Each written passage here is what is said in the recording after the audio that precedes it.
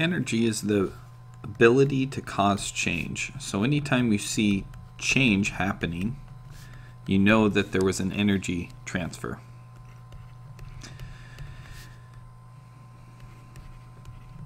With endothermic reactions or processes, it absorbs energy from the environment.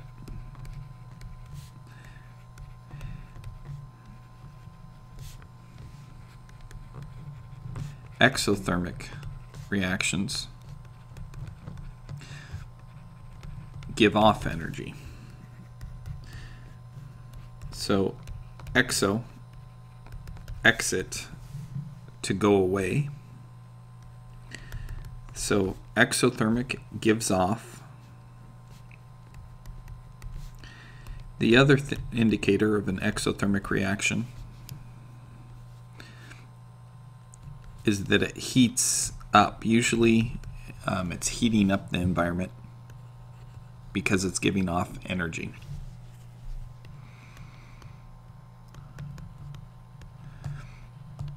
Now this graph down below has different stages to it.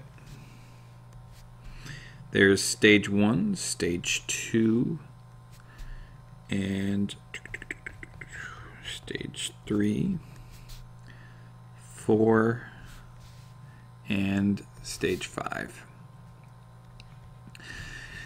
So first of all, when you see graphs, the first thing I'd like you to look at are the axes. In this case, the y-axis is temperature and the x-axis is time. In the problem, it tells us that as time goes on, it's constantly getting heated, which means energy is constantly going into the system. This system is water. So a sample of water that starts out at the beginning down here at 0 degrees or below 0 degrees Celsius. So stage 1, this, if it's below 0 degrees Celsius, it's ice, and all of these molecules of water are stuck to each other rigidly, but they're still moving. So molecules are stuck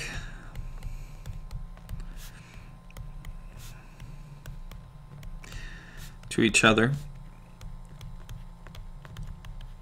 but wiggling. So they're vibrating, they're wiggling.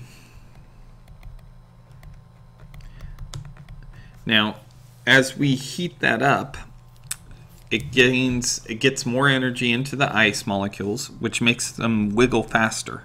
Eventually they wiggle enough that they can temporarily break the attraction between them and they're able to move around.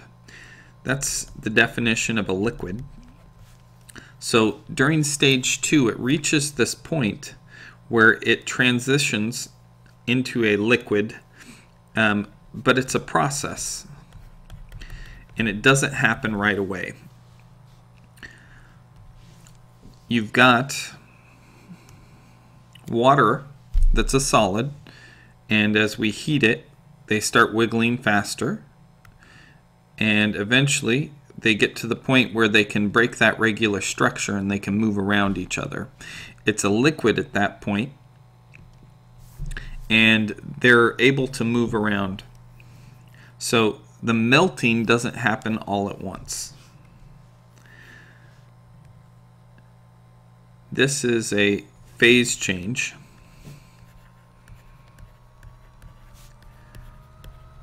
And it happens over time, not instantaneously, because it takes energy to do this.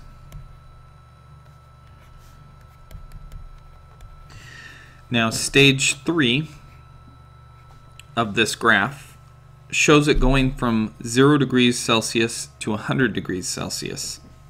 So this is where it's also a liquid. All of it is a liquid. So up in number 2, there was both a solid and a liquid during this phase. Stage 3, it's a liquid that's heating up. As we put more energy into it, it makes the molecules move faster.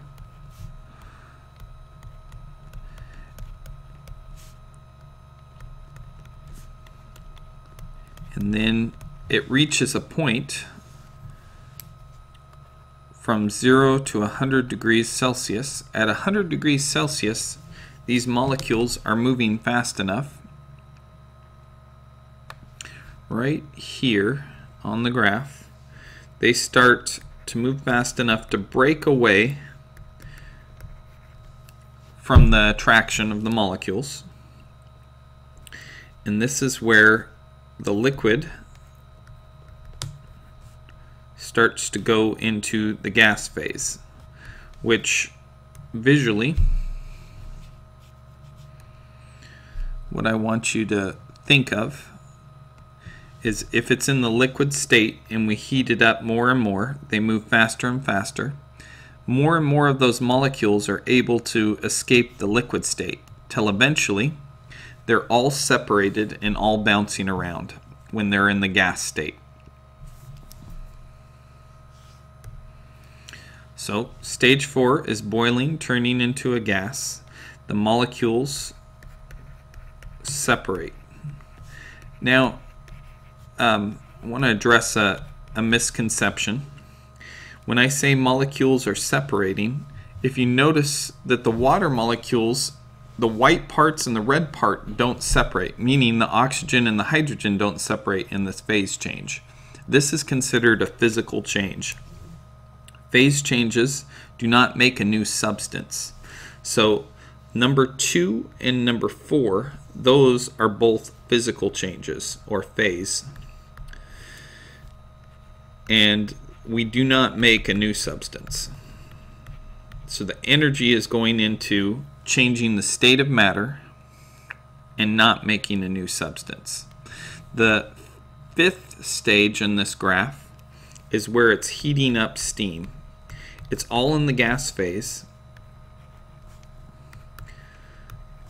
And you can think of this as steam that's getting hotter and hotter.